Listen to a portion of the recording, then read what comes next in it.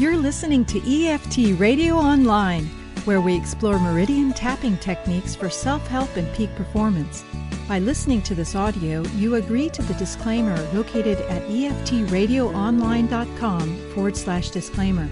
If you'd like to get the schedule of all the upcoming EFT radio shows and access to archive shows, please visit us at EFTradioonline.com, where you can subscribe to our free newsletter.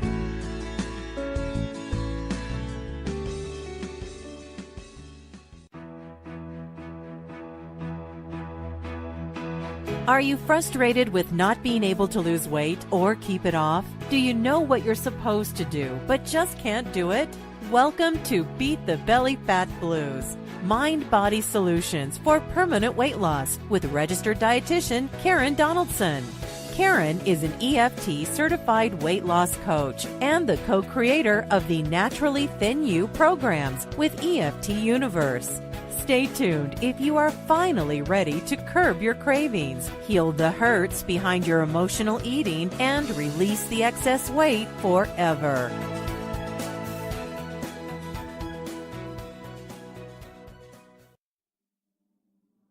Hi, everyone. This is Karen Donaldson from excelweightloss.com, and I'm so excited to be hosting this show today because I have a very, very special guest.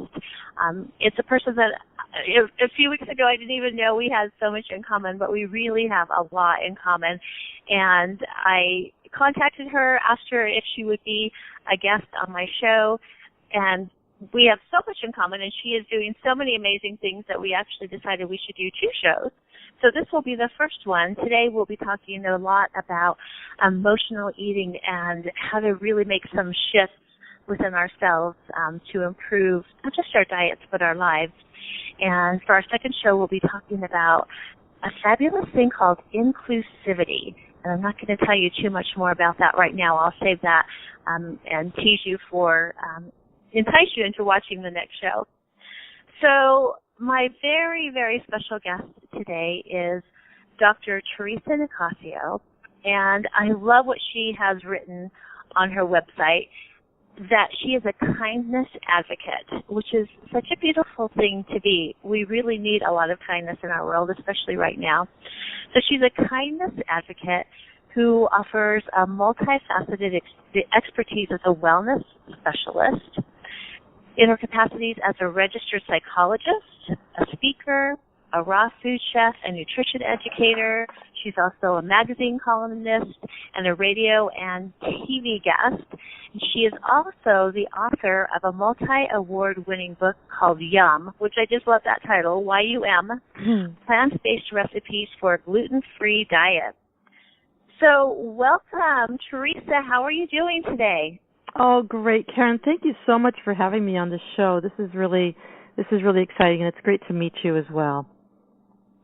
Thank you so much. I'm just delighted. And we were chatting just before the show about food and eating and emotional eating, and I had shared with you that I'm a registered dietitian and a personal trainer, which I love, but I also found it very frustrating for myself and also for any of my clients and patients, because for years I could give people the best nutrition information on the planet, the best exercise plan, and maybe things would happen for a week or two, maybe even a month, but what I would really hear all the time is, gosh, Karen, I know what I'm supposed to do, but I just can't do it.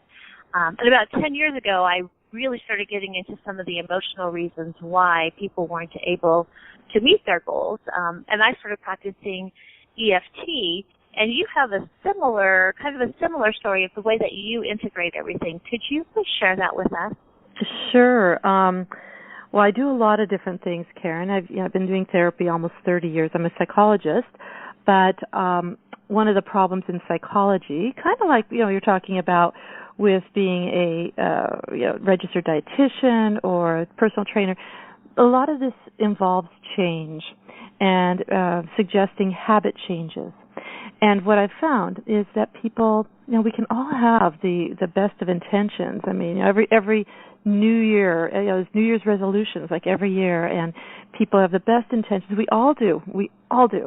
But we feel like failures. And so as a psychologist, I find that talk therapy alone it can be amazing and it's wonderful, but when you can add elements that can help people overcome the other barriers that maybe are not as obvious, that may not just be the way they're thinking specifically, or it can be the way they're thinking, but we get in these patterns that there's neurologic structures that help keep us in those patterns, that if we could find other ways, creative ways to make it easier to make changes, that people are more likely to have success and then not have not only failures that they would have, but then the impact on self-esteem and impact on hope, where there's more despair when people try things and then they fail. So I got into, and there's a lot of reasons, that's a whole other conversation I think we were talking about before. It's a whole other conversation how I got into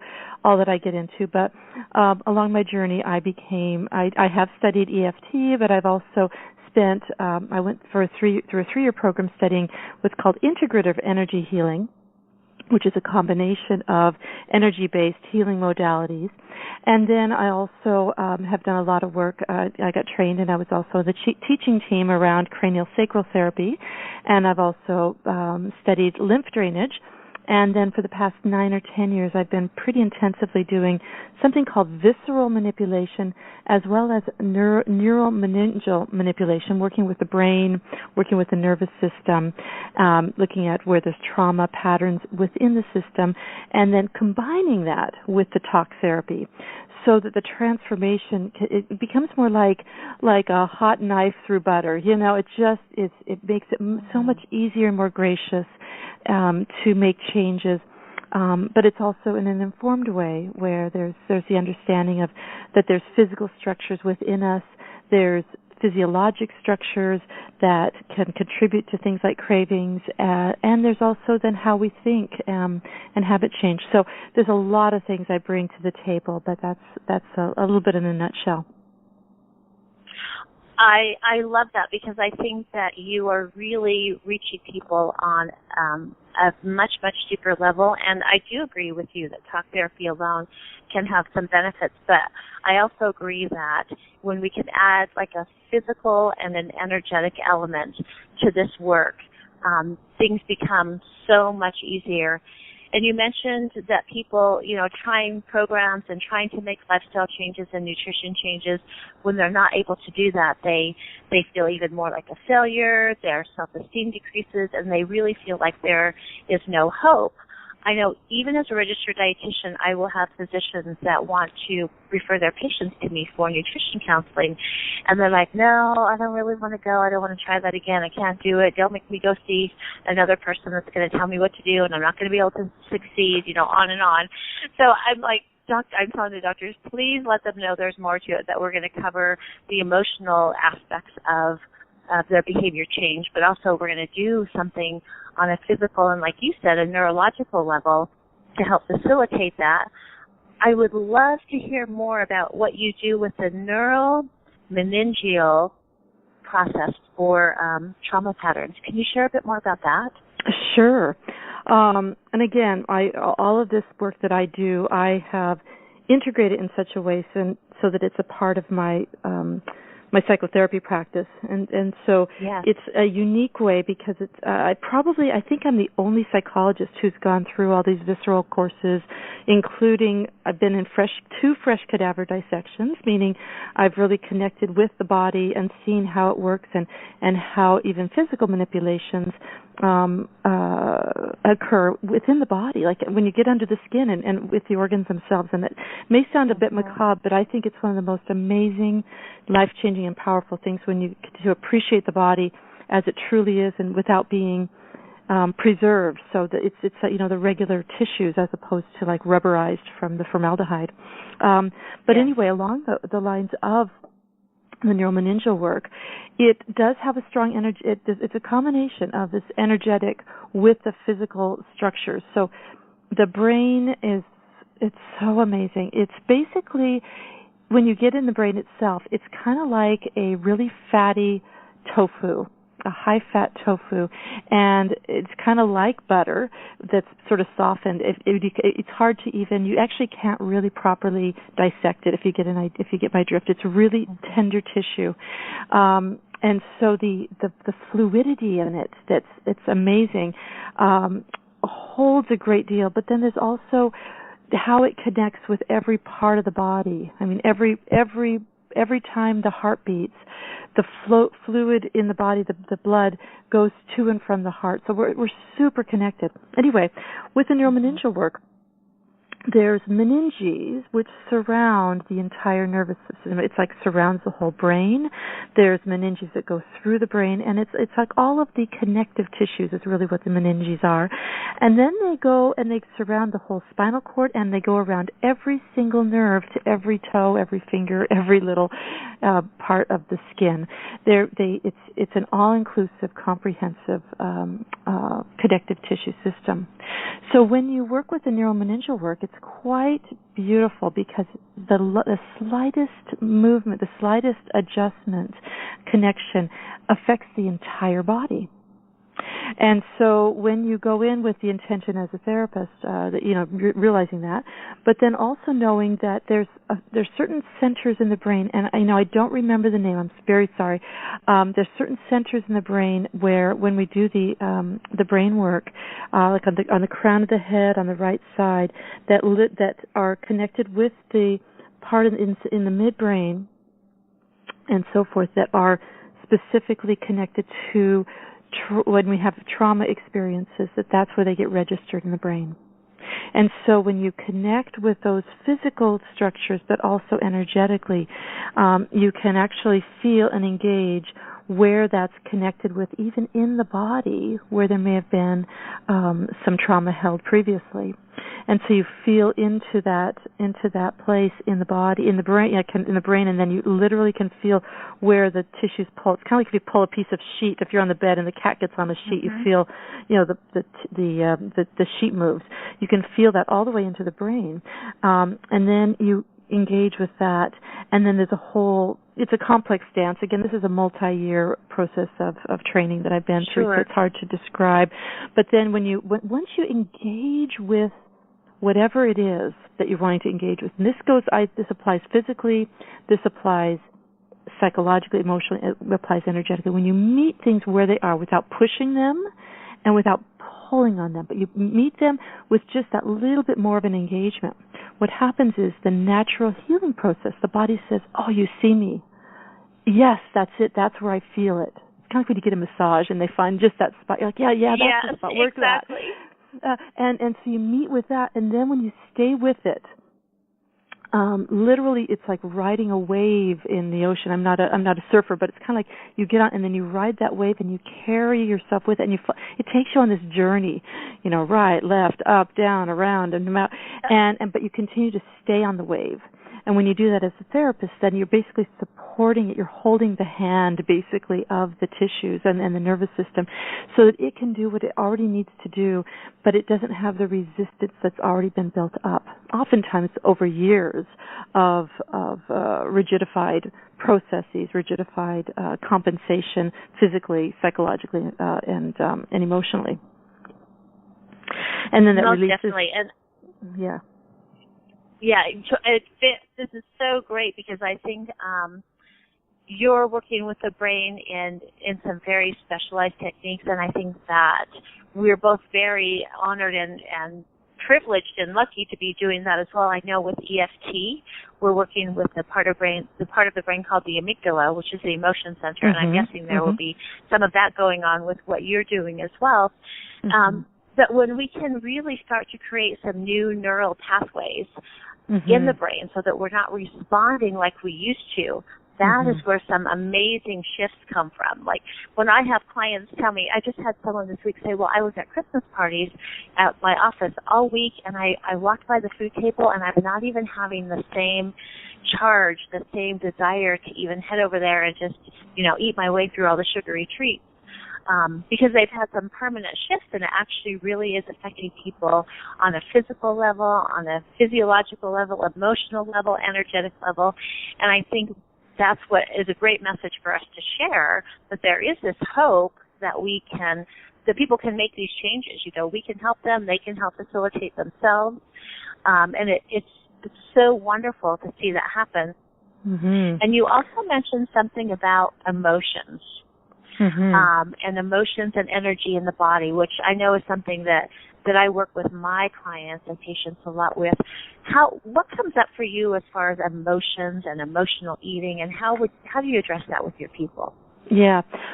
This is, again, very multifaceted. If I talk from the physical level, and as a therapist and even as a person who's experiencing it, and you may have noticed this in your EFT work as well, at the moment when, like, let's say if we're doing the releasing that I was describing, oftentimes you can actually feel the heat or a buzzing or other kind of sensory things that actually release from the system, which can have an emotional quality. But and we learn about this in the craniosacral curriculum, they talk about something called somato-emotional releases. And those are something, it's really magical. So what happens is when there's something that's transforming, then it's almost like the body and the nervous system goes into, it seems like a freeze, but it's not a freeze at all. It's actually a very active process where things just pause where they are. The cranial rhythm stops, which is when the cranial fluid goes up and down. It sort of stops. But all these other things start happening where it's almost like it's redoing. What we do when you have a house, you have you kind of, it's like you're restructuring or you're changing all the furniture, and it happens, and you can actually feel that happening. And again, you can feel the heat oftentimes coming out of it, or other kinds of softening of tissues and so forth. So that's on a physical level. But on an emotional level, I like what you're just talking about when you mention about making some permanent changes. Because when we work with the neurologic system and we get to the mother ward, when we get to the core source of where the challenge, where the issue is, that's when those more permanent changes can happen. I think very often in our healthcare approach, we break the person up into so many pieces and particles and then deal with symptoms that what happens is maybe the symptom can go away or be reduced temporarily, but then because the neurologic system is still engaged, or the core source is not really addressed, then the other pattern comes back. And when you think about it psychologically, what do they say? Well, we have like something, everybody can, controversy that we have probably at least 50 to 70,000 thoughts a day, or 90,000. It's like somewhere in that 50 to 70 to 80 and 90,000. So many thoughts. Yeah, so many thoughts. And what do they say? That, again, this is where it gets controversial. So they say, well, and the percentage of them that are negative is, again, that, some people say it's 90%, some people say it's 60%, some people say it's 70%. But my thinking is, that's a whole lot of negative thoughts. Right. I'm not going to nickel and dime about tens of thousands of thoughts.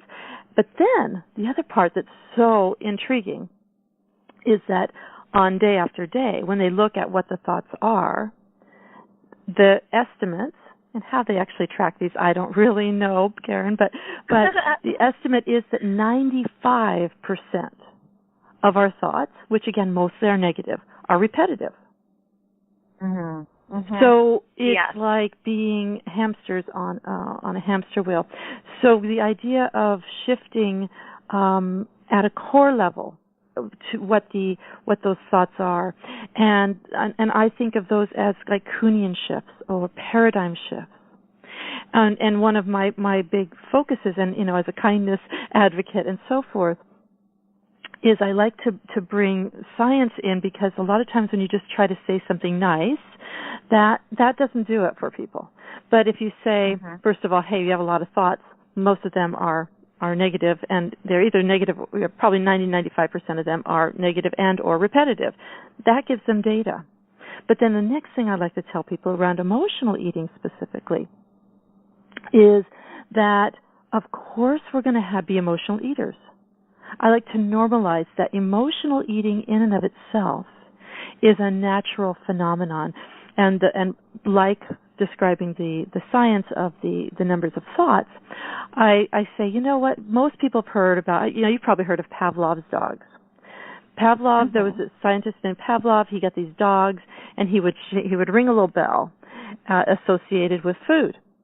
And what he found was those dogs developed basically an emotional response to the bell. So they would hear the bell, and then they became emotional eaters. So they associated the bell with food. I love that. Right? So if Who knew that Pavlov was working on emotional eating, right? Who knew? And so then you think about it. Now that is such a simple thing. But just imagine if Pavlov's dogs, if these dogs could develop an emotional eating response to a bell, and then think about the complexities of who we are as human beings in relationships, with love, with feeling left out, with feeling joyful moments, and associating, typically joyful moments or birthdays or weddings or special moments are oftentimes paired with eating, and oftentimes eating certain kinds of foods. So when you then think about those foods, then you think, you associate, that was like a time when I felt really loved. And so when we want to feel loved, or we want to feel joyful, or we don't want to feel sad, then doesn't it make sense that our brain, in its effort to take care of us and help us find solutions, I feel crappy right now, I want to feel better. What has made me feel better? Oh, I remember feeling better when. And then it becomes much more automated. It's not as conscious as I'm describing, but then it's like this association then with these foods. So it can be both to solve a problem, but then also the food itself, or the images of it on TV or on the billboards or on wherever we see it in magazines, then stimulate. It can make us salivate, just like Pavlov's dogs. Yeah. So by normalizing it, because most people, I have so many people, especially when they know about my book and the kind of work that I do and that I talk about, I'm really helping people with shifting their relationship with food. But people come and say, I need to talk to you about that. I know you help people with emotional eating. I'm an emotional eater. And I look at them and I'm thinking, yeah, well, you're human. So of course you're going to be an emotional eater. And so I like to really say, welcome to the human race, because what most people associate with emotional eating is shame. Absolutely. And then that's a problem. But then that becomes a problem, a new problem, because now they have to deal with the shame, and then the beliefs they have about who they are, because they're so weak that they can't control what they eat, that they are an emotional eater. And so you see how it layers in. It's like an onion of how we define ourselves. So if we get to that core and say, of course, they've built this up for years now about all this shame. Of course you're an emotional eater. You're not that much better than Pavlov's dogs. I mean, we're human. This is our experience. Then there's this light that goes on. And there's this shift that happens inside them, like, that's not a problem in of itself. I say, no, that's not a problem in of itself. But what we can look at then we can start micro-analyzing, deconstructing what it means, and noticing really looking at what the emotional eating is for them. What are their cues? What are their coping strategies? What is it that the food is serving for them? And what other resources, what other forms of pleasure might they access that can help them still meet the needs that they have emotionally, without having such an over-reliance on food? I was just furiously taking notes as you were writing, because so much of this is like, oh, yes, this is this. I can't tell you the number of people that I've worked with on the shame aspect from emotional eating, like you just described. We do that, but the reality is that for many of my clients, and I'm sure for yours as well, food really was the coping strategy. It's almost like the solution to the bigger problems that are going on in life. And so through tapping, I actually have my clients work on forgiveness, of course, but also on thanking themselves for finding some way to survive. Like things, nice. And for a lot of people, there's some really deep childhood traumas. If we look at the ACE study, Adverse Childhood Experiences, I do a lot with that. The things that happen to us as children, physical abuse or sexual abuse or traumas or alcoholism and violence and all that in the home. Some of the people that I work with have some pretty severe traumas from childhood, and food became the way that they coped, that they actually survived. So we'll do tapping on thanking food for being there and thanking the person, the client themselves, for finding a way just to make it in the world. When they realize that's what they did survive. But most of the time people don't see that. They just see that as shame, like, oh my God, this is so embarrassing. I can't believe I did this, How could that happen? I'm such a loser and I'm such a failure. But when they can forgive themselves a bit and shift that, it's extremely powerful. So I so love that you honor that as well. And then there was another part of me that was really smiling to myself when you were talking about the conditioned response and the salivating. And I'm laughing because I know if I was to be Pavlov, then my trigger wouldn't be a bell. It would be the green couch and the damn television. That's right. There you go.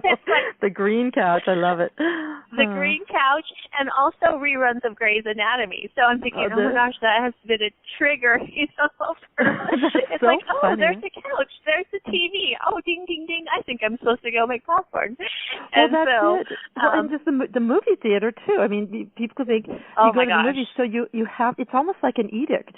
You have to buy popcorn. And I've tried to explain to my kids, this is. No, just because we go to the movie doesn't mean we have to buy food. We don't need to buy food from we don't have to buy popcorn. It's just, and they're like, but everybody does it. This is like normal, Mom. You're still not normal.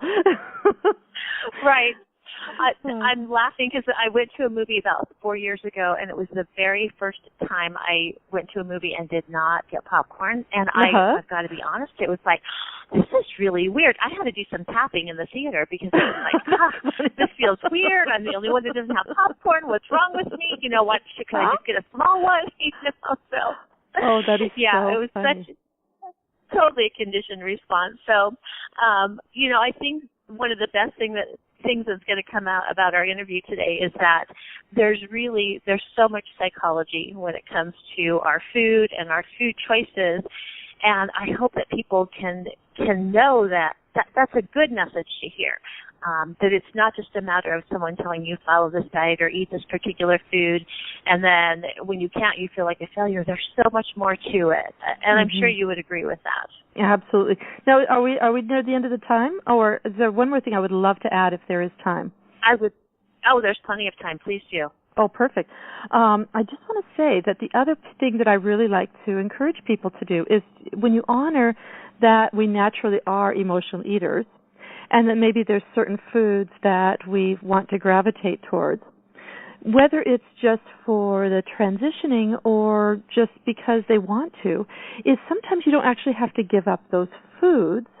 Sometimes you can, and this was a big part of behind what I created with my book as well, is sometimes you can create healthy versions of something that otherwise was really nasty for you. So, because what happens is if you can create healthier versions of certain foods, then whether it's cookies or chips or, I've created these Chia Chips that literally it's an ultra health food. It's made with chia seeds and flax seeds and vegetables, but you can even make them in triangles. It's kind of like having Doritos, but you're actually getting your omega-3s, you're getting all kinds of nutrition. But the other part of it is when you actually eat quote unquote junk food that is healthy for you, because you're getting more of a nutritive benefits, your body actually doesn't even crave as much. It doesn't even need as much. But also when you have it, you don't get the other negative outcomes. And you don't get the bonus shame that goes with eating the other food. And you can allow yourself some wiggle room to enjoy and indulge in, delicious things. I've created these candies, these peanut butter coconut candy melts. That you can make chocolate covered. And I don't use any sugar in any of the recipes. And of course, they're all totally free of gluten. I'm not vegan, but they're entirely vegan. So there's no dairy, there's no eggs. I don't use, really artificial this or that or margarine or anything. Right. So I've created these peanut butter coconut candy melts, which are basically a health food. And I use the tiniest bit of maple syrup, like we're talking like 2 tablespoons or no, actually like a tablespoon in that recipe, I think, a teaspoon to a tablespoon, that's it. And I actually make like 60 of these candies with like a teaspoon of maple syrup. That's it for the sweetener. So and even maple syrup, if you're getting the organic maple syrup, has at least some nutritive value, and this doesn't spike your blood sugar. It has protein, and it has a bunch of, the medium triglyceride, the coconut oil in it, and it's like a health food. So when you can create things like that, you put them in the freezer, and they're a treat, and you love them. So then if you get these cravings, and you feel like you want to do emotional eating, give yourself some slack and have some of these delicious things that are good for you, but you still can meet that the craving or that emotional eating need if you need to. Ideally we don't have that, but the reality is we're humans, so we're going to have those moments. And just like you in the theater, thinking, popcorn, absolutely. Anyway, I just wanted to share that because finding that gray zone in life, as opposed to feeling like you need to be good or bad. No good eating, it's good eating, bad eating, and I just don't believe in that. It's shifting to just let's be human and accept who we are and accept and celebrate the gift of life, as well as, like you said, the coping strategies that have helped us to survive have been there for a reason. And so to be thankful for those. I love that you talk about that too. It's beautiful. Yes, and we'll wrap up the show in just a moment, but I just must comment on a couple of things that you said. When you talked about good and bad, especially related to foods, I have a client in particular that I'm thinking of that has been so psychologically and emotionally messed up by all of the rules about foods. Yes, rules. That she's nearly incapable of making a decision, about anything. She may email me or when we're visiting say, gosh, are you sure it's okay if I have that for a snack? Or I don't know if I was supposed to eat that. And there's just absolutely no sense of she has no part in it. It's all rule-based, and it's tragic, actually. Yeah.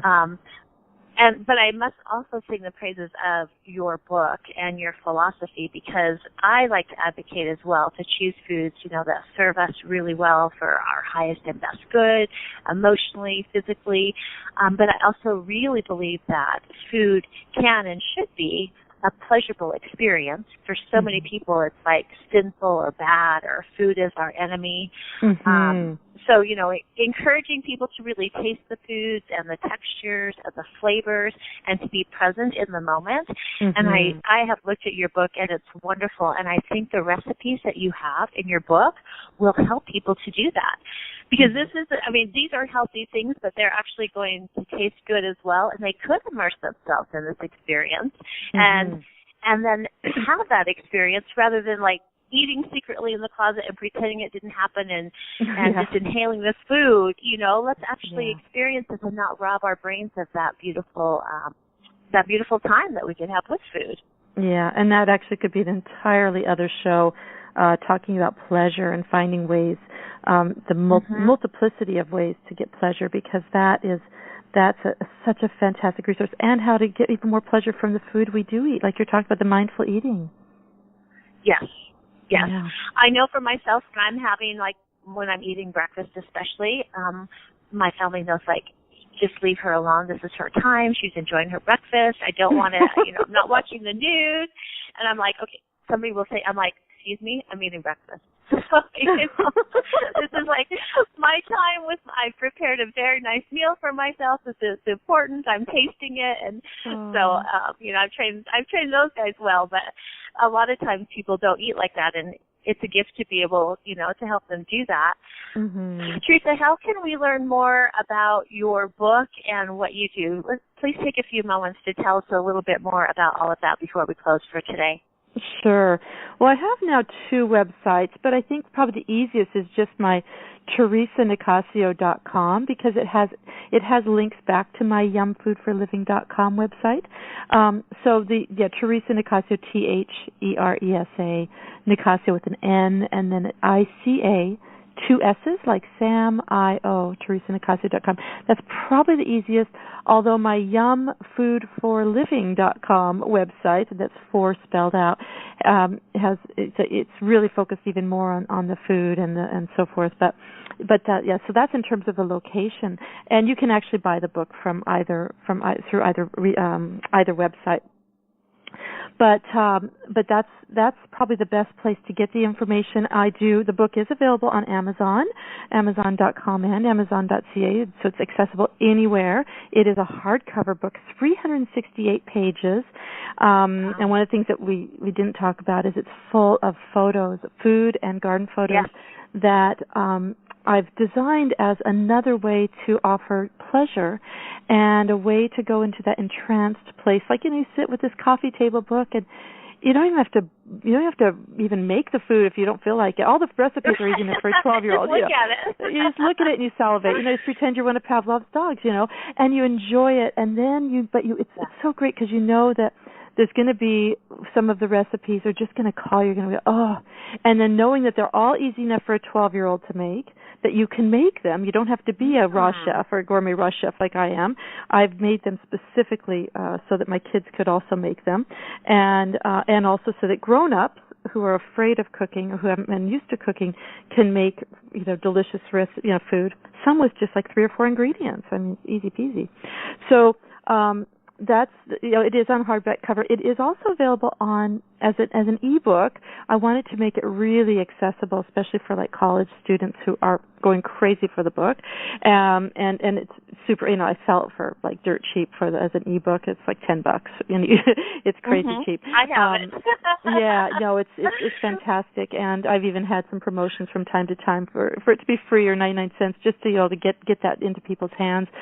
Most people really like to get the physical book because it's 8.5 by 11, and it's made with the best paper, and it's just gorgeous. And you just go into this other land. On the ebook, you don't get a lot of these double spreads of photo, kind of these photo experiences where it's just this whole experience of color and sensuality within the garden and so forth. So that's only on the hardcover, unfortunately. So TheresaNicassio.com is the place to go. And on that TheresaNicassio.com website, I've created that to be actually a wellness hub for the top quality psychology information, neuroplasticity. I also have I'm a radio show host as well for the Dr. Theresa Nicassio show on Healthy Life, and so I have featured on there my beautiful, amazing speakers who are guests on the show. Some of them are world renowned. I have Dr. Alessio Fasano who's going to be on the show on February 27th. I'm thrilled. He's the biggest researcher in celiac disease and gluten sensitivity and type 1 diabetes. He's an amazing gastroenterologist. Fantastic. We have other shows. And then even when you don't see it when it's on or hear it when it's on, it's available by podcast right through my website. I have it where you just push go. You just push listen, and it takes you exactly where you need to go and to enjoy those really delightful programs. Awesome. Thank you so much. I highly encourage our listeners to check out that book. Not only is it beautiful, you have cleverly disguised really good health into a beautiful book. So good job.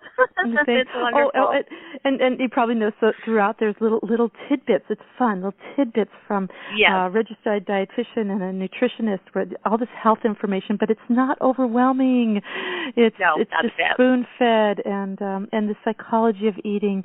That's my first page of the book. I start with just that place of meeting yourself where you are in a loving place, and also acknowledging, especially if any of you listeners have food sensitivities or allergies, or discovered you have things like diabetes, or that can bring a lot of sadness. And so I meet you with that, and I speak to that in the book as well.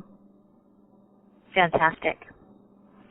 Well, thank you so much for being my guest today. We are going to wrap up today, but I do want to let our listeners know that you and I are going to be doing another show together, and we will be talking about, I know, inclusivity. I'm intrigued by this. I can't wait for this interview. So stay tuned, and I will post that show as well as this show on EFTradioonline.com. And again, thank you, Dr. Theresa Nicassio, for being with me today. I look forward to our next interview, and thanks to all of our listeners as well. And we'll see you next time.